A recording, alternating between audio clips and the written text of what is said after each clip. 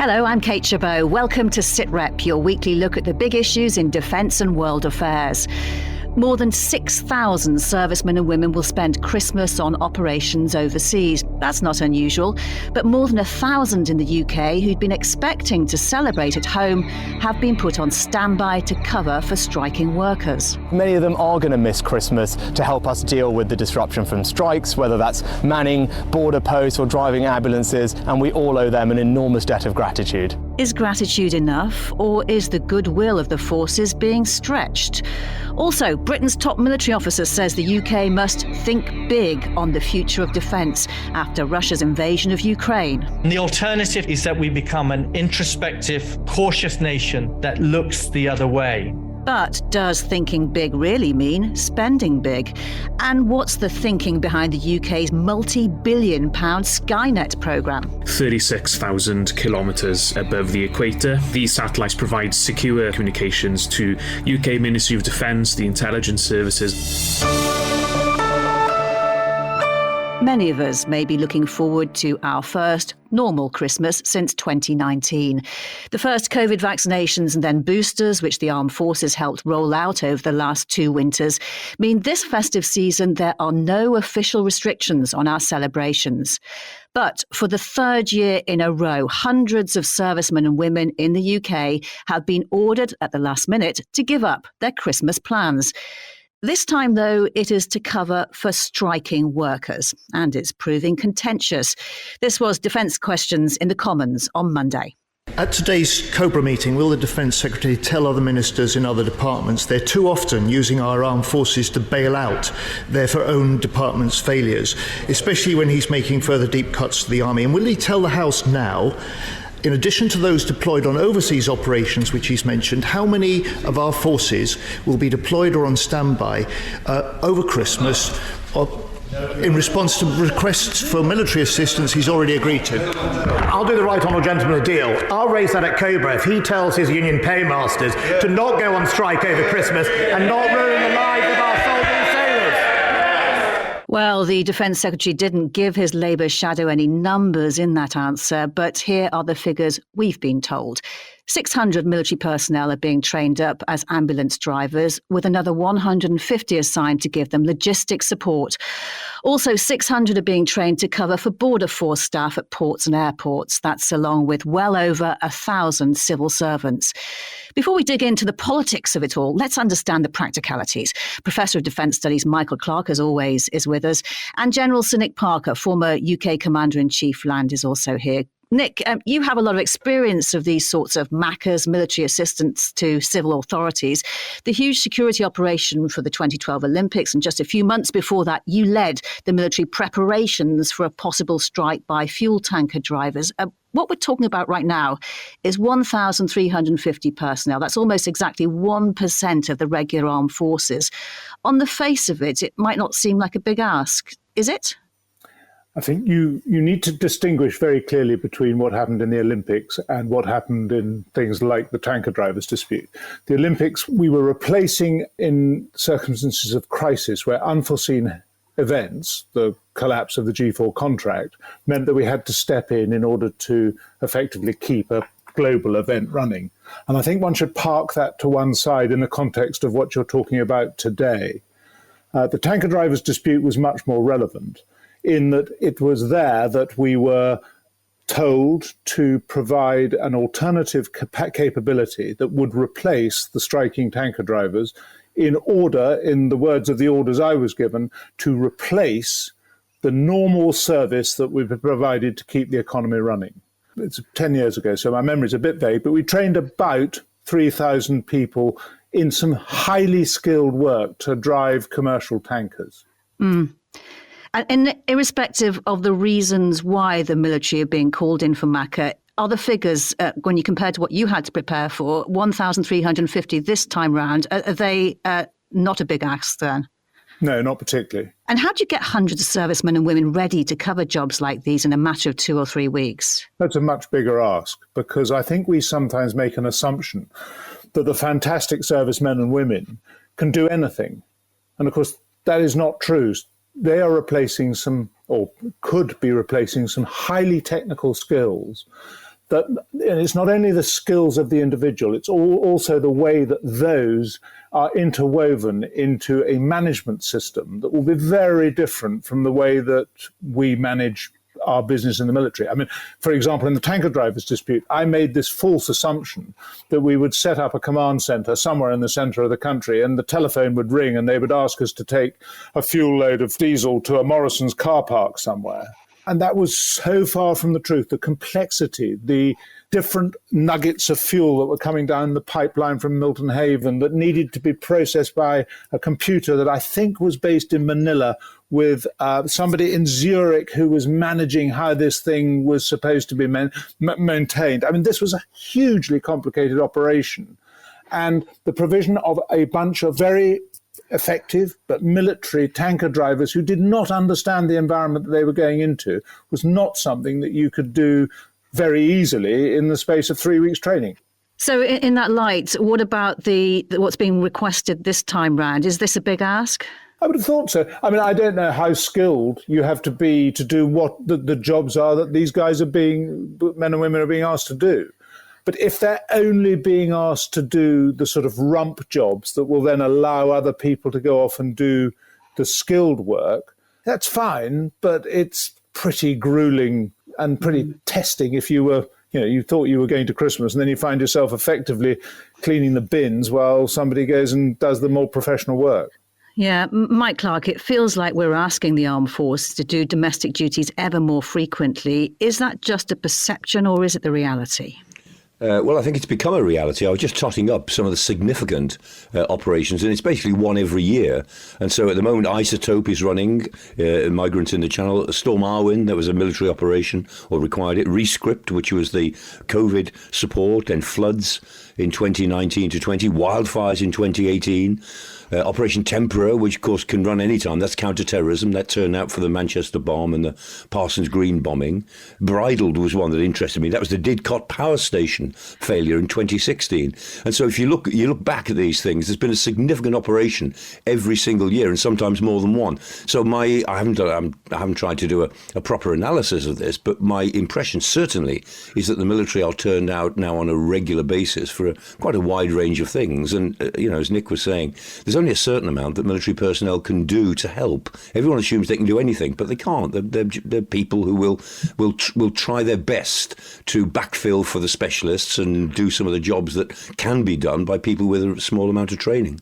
I just want to play you another clip from the Commons this week. The chairman of the Defence Committee, Tobias Ellwood. Our military actually enjoy stepping in when the government department occasionally cannot manage, such as with flooding and so forth, or on the rare occasions that a strike may take place. But what we're seeing here this month is unprecedented, with so many sectors choosing to strike exactly at the same time. Nick Parker, he says they enjoy it usually. In your experience, do the men and women of the forces enjoy these civil contingency jobs, or is it a little more mixed feelings this time? Probably mixed feelings. I mean, I make 2 points. The first is that I think that when you're called in to help and you know that you're helping the country at a time of need, I think you feel motivated, and particularly the response that you get from the public, which is it always makes you feel that what you're doing is worthwhile. I think that the risk with the context of a strike is that the public may have some mixed feelings about what you're doing. And the thing that I learned was that you have to be incredibly careful not to break the law, because some of the laws around picketing and what you can do in the context of a strike are pretty sophisticated, and you need to work extremely closely with the police to make sure that the people that you put on these tasks are not put in a vulnerable position. General Sir Nick Parker, really good to speak to you. Thank you so much for your time today. Well, I said we'd dig into the politics of this as well. And to help us with that, General Sir Richard Barrons, former head of Joint Forces Command. General Barrons, good to speak to you.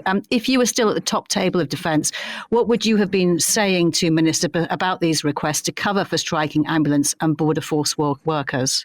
So I think in the context of the current set of disputes, the common feature is that the military is being asked to provide vital services to the public, and the armed forces know that the borders need to be kept secure. Sick people need to get to hospital. So the armed forces will recognise in a time of need, they can be asked to do this thing. They see themselves to some degree as the nation's insurance policy. And provided they are able to make a difference, it's a reasonable thing to ask them to do. But they absolutely do not want to be seen to be part of the dispute or the politics of the dispute. So my advice would be, yes, we can do this, just enough time to get just enough people trained to do the job that's required. And then I'd want a conversation about the wider effects on the armed forces community. Michael Clark, General Sir Nick Parker just made that point at the end when we were chatting to him about the legal position of the armed forces. What are the dangers and what's the constitutional position on all of this? Yes, I mean, the armed forces have to act under civil and military law when they're engaged in these things. It goes back to the Civil Contingencies Act of 2004, and that establishes that the MOD and the armed forces have no statutory responsibility to prepare for any of this. But then there are some principles. This is not law, but they are principles. The first principle is that you should only turn the military out if it's a last resort. And that could be politically challenging at the moment.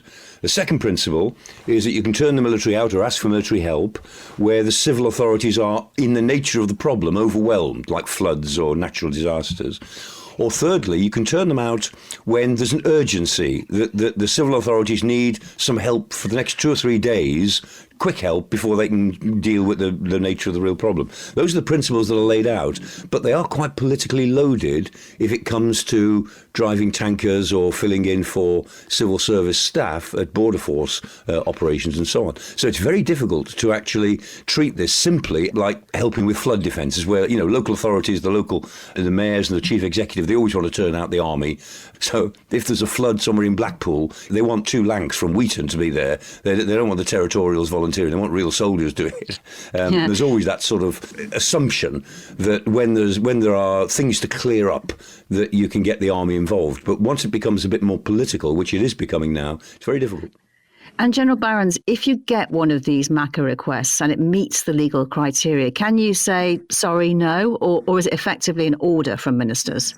So provided the Secretary of State for Defence has acceded to the request, it's a lawful instruction.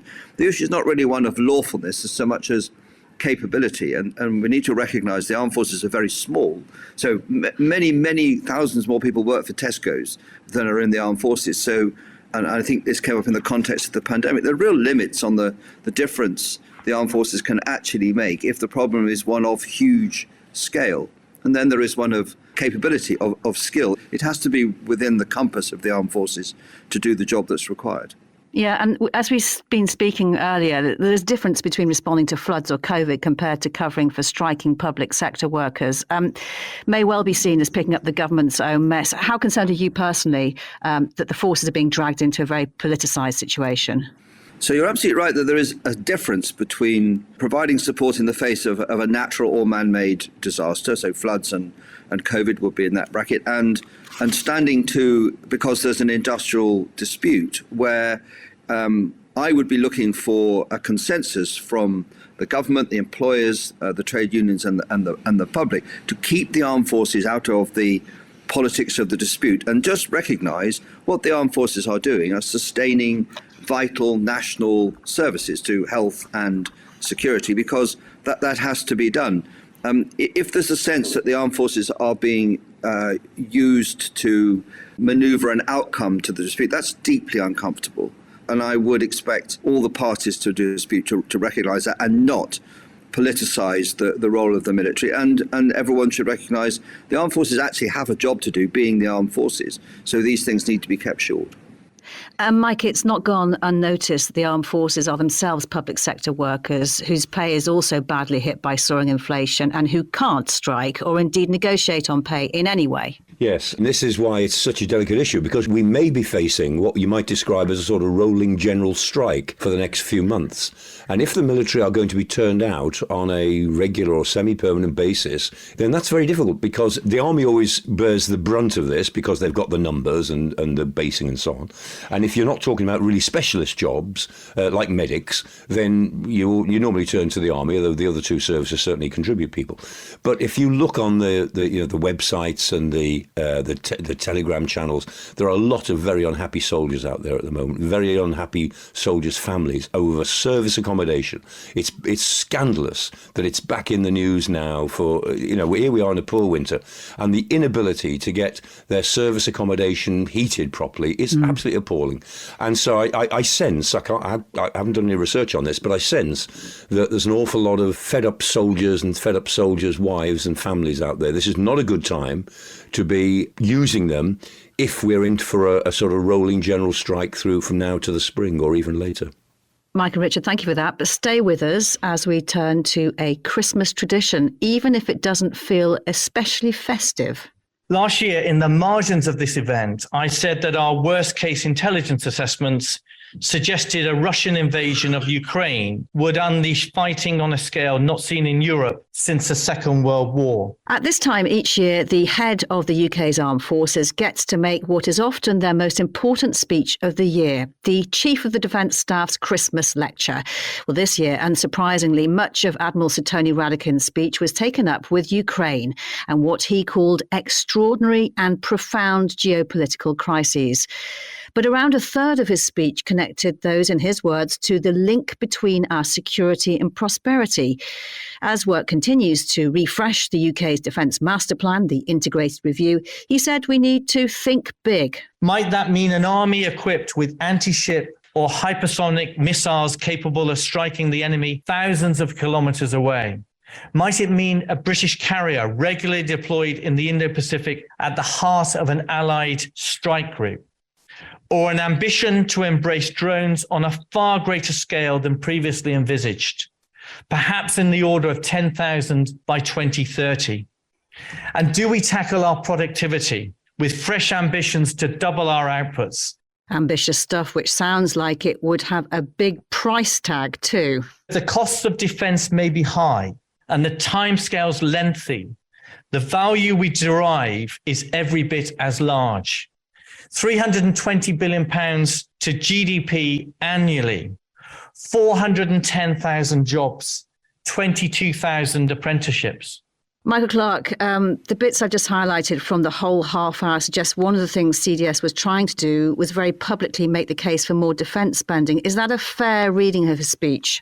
Yes, I think so. I mean, CDS can never publicly say we've got to spend more on defence, but he can make the case that we need to change, and change is never cheap, and we need to do other things. And in a way, I mean, the other part of his speech was also links into that quite importantly, because Ukraine is so important. And the fact is, there's no hiding from it. There's no turning back. We're in the middle now of an industrialised war. As General Sir Patrick Sanders said, CGS, he said, even if we are not going to fight, we've got to be able to go onto the continent of Europe prepared to fight. And he said, and doubtless we'd be heavily outnumbered and we'd have to fight like hell. But his idea, Operation Mobilise, is that unless we show that we can actually fight peer-on-peer wars or conflicts now, then the game isn't worth it, because we don't have till 2030, as we used to assume that we did, to get all this right. Sir Richard Barrons, you were there, you watched the speech, and you've made big speeches yourself as one of the UK's top military officers. How much do you get to say what you want, and how much do you have to say what ministers in Downing Street want you to say? So I think we need to be clear that there's always going to be a difference between a statement that the Chief of the Defence Staff can make publicly, like he did last night, where he's going to be able to talk in very general terms about the big themes that he believes we need to focus on, and the private conversation that the Chief of the Defence Staff can only have behind closed doors in government. And what we try to identify are the things that are common to those two discussions. And I think in the context of what was said yesterday, there are three things that are very clear. The first is there's a very difficult discussion underway about how the world has really changed and is really changing. And this conversation is about, well, what does this really mean for the UK's defence, security and prosperity? And it's hard to understand, but also there's a reluctance to grasp it because of the implications. Then I think there's a second dimension, which is not only is the world more threatening, but as Ukraine is showing every day, the way war is fought is changing, particularly in the way that digital age technology changes capabilities and ways of working. And when the CDS said 10,000 drones by 2030, he's acknowledging that these big shifts are there. And our armed forces know they have to grasp this, but you're going to need some money to do it. And then the third thing is, well, if the world is much harder and if we have to get ready for it in terms of improving our defence and security, it is going to cost more money for sure. And we also need to recognise we've done nothing but hollow out the armed forces for 30 years. So it's not as if we're starting from a particularly strong place. But we're trying to have this debate in the face of recession, the bill for the pandemic, the industrial disputes we've just been talking about. And we're doing it with civil society and ministers whose lives so far have not really been touched by the epic scale of this change in our security. So not only is this a bigger problem, it's never been harder to talk about money. And I think what was encouraging is the CDS was saying he's getting a decent listening to on this. But we'll know next year when the integrated review is revised and we see a budget in April, whether the government really has decided to grasp this nettle. And if it doesn't, then I think we'll be in a very, very bad place. And just finally, Sir Richard, how hard do you think the negotiation about the final version of CDS's speech would have been? So because it is the annual totemic event, it's something the CDS would share with the Secretary of State for Defence. They seem to me to have a very good relationship. But the CDS is the government's senior military advisor. He's not the Secretary of State for Defence. He doesn't make defence and security policy. So there would have been a very sensible discussion about what to say publicly, because in the end, the Chief of the Defence Staff, powerful man as he is a servant of the government. General Sir Richard Barrons, good to speak to you. Thank you very much for your time. Mike, stay with us. News, discussions and analysis. This is Sitrep. The Defence Secretary has written to MPs about plans to launch a new British military satellite, Skynet 6A, in the next couple of years. He told them that were it all to go wrong, it could cost up to around £1 billion with nothing to show for it. Now, don't panic. It is standard procedure to set out these contingent liabilities, as they're called. But it got us wondering, what is Skynet and why is it so important that the government is prepared to put such big money at stake? Dr. Bethan Bowen from the University of Leicester has given evidence to MPs on defence in space and is the author of Original Sin: Power, Technology and War in Outer Space. Skynet is the UK Ministry of Defence's satellite communications constellation. So there's a handful of these satellites in geostationary orbit, around 36,000 kilometres above the equator. And these satellites provide secure satellite communications to UK Ministry of Defence, the intelligence services, and also other UK government users. So this is quite secure mobile and fixed telecoms capabilities for very important communications the UK government doesn't want other people to be listening in on. So very important communications. What kind of communications does it provide? How reliant are our armed forces and military capabilities on Skynet, for example? So the bandwidth isn't huge on these. I mean, they're increasing with every generation, of course, but the kinds of communications are very varied, from very fundamental command and control to allow all the Royal Navy's ships to communicate back to HQ in the UK, to allow the British Army's systems to communicate with deployed forces wherever they may be, and also wherever the RAF are operating. So it allows for almost anything really that is too sensitive to be put on commercial systems. Can you just walk us through how the actual communication takes place? So it very much depends on the actual users involved, but generally speaking, you'll have, say now the headquarters in the UK wants to communicate with military forces in Cyprus, for example. That will go through a ground station in the UK, beamed up to a Skynet satellite above the equator, about 36,000 kilometres away, and that is then relayed and beamed to the base in Cyprus, to a ground station there, and then that is disseminated through the local networks there. The same can be true then for mobile forces, so there could be small British Army detachments in the middle of nowhere. That doesn't need a large ground infrastructure, so you can have mobile devices that can pick up Skynet systems. So you don't always need a large infrastructure, but of course the bandwidth is restricted with smaller mobile devices. So how much does Skynet cost us? The UK MOD has said that the modernisation of Skynet to Skynet 6 will be around £5 billion over the next few years. That really is the lion's share of what the Ministry of Defence is going to spend on what we can call space acquisitions and investments over the next 10 years, really. This is one of the few areas, really, where the UK Ministry of Defence has actually invested in its own operational capabilities in space, whereas the default setting for the UK in space has been to rely on the Americans. And does the UK actually need its own military communications satellites? We don't have our own intelligence gathering satellites or global positionings. These are done with partners. On the face of it, this might seem like something that might be better shared through NATO? Well, that's been a political decision that's been made by the UK government from the 1970s onwards, really, after the UK tried to go down a NATO communications satellite system, and it was decided after that the UK actually would do better with its own SATCOM system, which was Skynet. And really the distinction between, say, having your own SATCOMs versus your own intelligence gathering, like imagery or signals intelligence satellites, is that if you rely on communications from other countries, then they could listen in and eavesdrop more easily than they could your own more sovereign and secure and unique system. So secure communications is perhaps more important to have than a large intelligence apparatus where you can rely on the raw data from the United States, which the United Kingdom has been able to do. And it's just over 50 years since the first Skynet satellites were first put into orbit. We're now getting into the 6th generation of Skynet. Why the need to keep updating? So when the hardware gets very old, so these traditional satellites are built to last 15, 20 years, maybe sometimes even longer. And in that time, computer and radio hardware does change a lot. So a lot of these systems just need to be modernized for the hardware perspective. But also software has changed a lot in that time, and you might need better hardware to meet software requirements. Different kinds of peripherals are around on the ground as well. So the equipment people have on the ground to talk to satellites.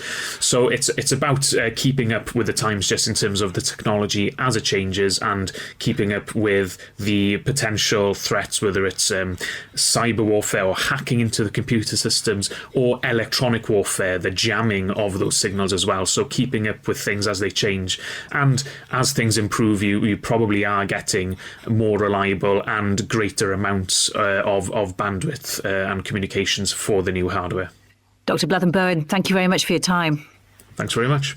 Mike, there's no doubt that satellite capability has revolutionised military capability on the ground, but space is a hostile environment. Even if you discount things like enemy action, there are solar flares and space debris which could wipe out our satellites. Do we still have a backup plan that doesn't involve this kind of high-tech comms? Not especially, because we are terribly dependent on space.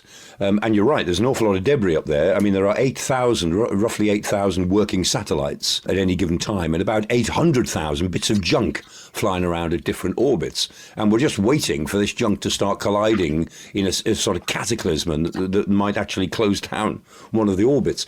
But, you know, I mean, I was in the States in 1983 when Star Wars was being talked about. And at the time, it was all to do with lasers, you know, shining laser beams onto satellites and killing them with lasers, which, you know, scientifically could be done. But it was a heroic engineering problem. Can you put them in space and maintain them and get the power source up there?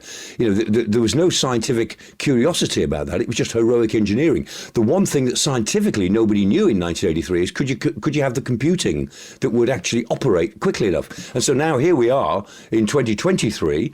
Yes, the computing certainly exists, but you simply can't get over the heroic engineering problem.